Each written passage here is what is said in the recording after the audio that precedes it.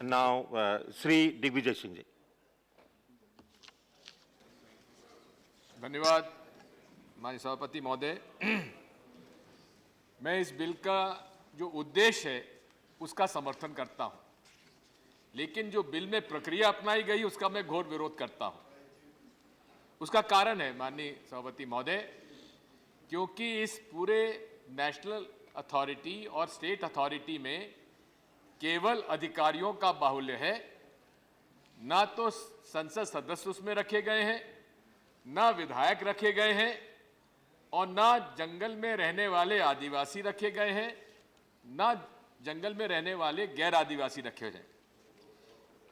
90% अधिकारियों से के माध्यम से इस योजना बनाई जाएगी, क्रियान्वयन भी उनके माध्यम से कराया जाएगा। मैं इस बात का भी विरोध करता हूं कि जैसा जयराम रमेश जी का भाषण हुआ था, उन्होंने तो केवल बिल पर भाषण दिया। माननीय भूपेंद्र यादव जी का मैं भाषण सुन रहा था, उन्होंने पूरे भाषण में सब कुछ कहा, केवल इस बिल के बारे में कुछ नहीं कहा। हो सकता है कि उन्होंने अपना ये भाषण अपने अगले मंत्रिमंडल में स्थान पाने के लिए एक मार्ग प्रशस्त किया हो, लेकिन इस मामले में उनकी जो विचारधारा है और उनका जो मानस है वो परिलक्षित होता है।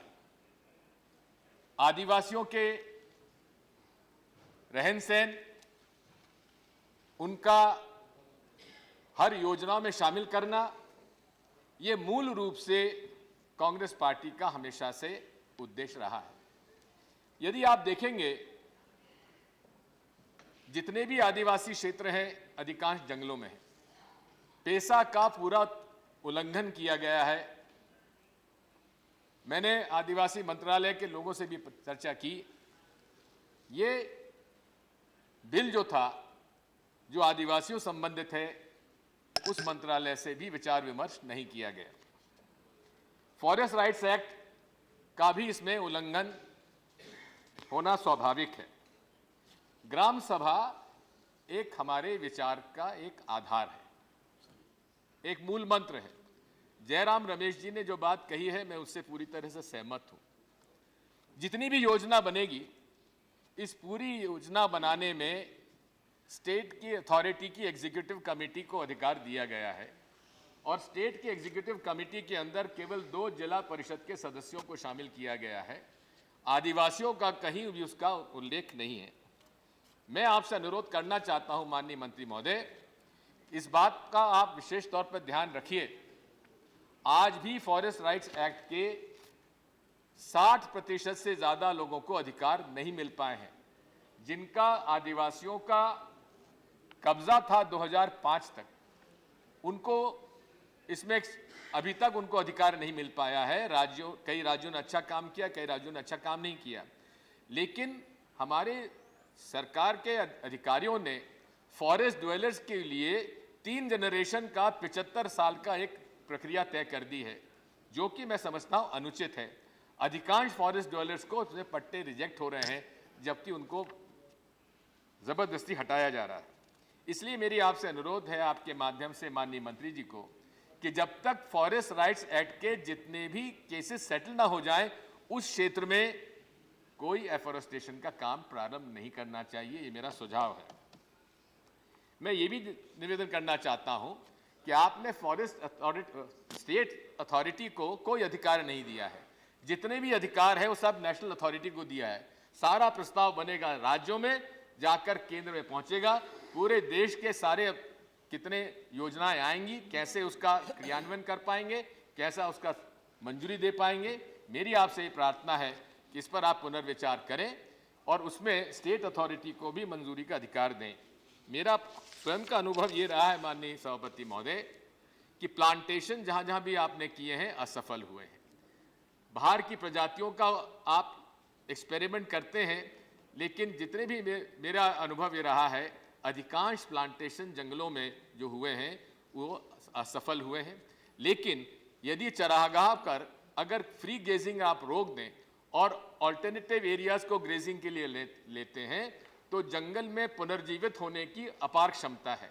Regeneration of forest takes place fastest rather than plantations.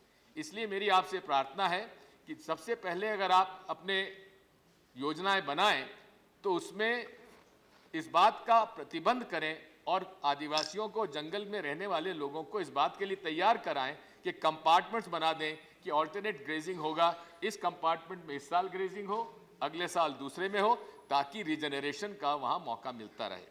मेरी आपसे ये भी प्रार्थना है कि 42,000 करोड़ रुपए आप राज्यों को दे रहे हैं, उन 42,000 करोड़ जो राशि है उसमें यदि आप रोजगार को ज़्यादा महत्व देंगे तो उचित होगा।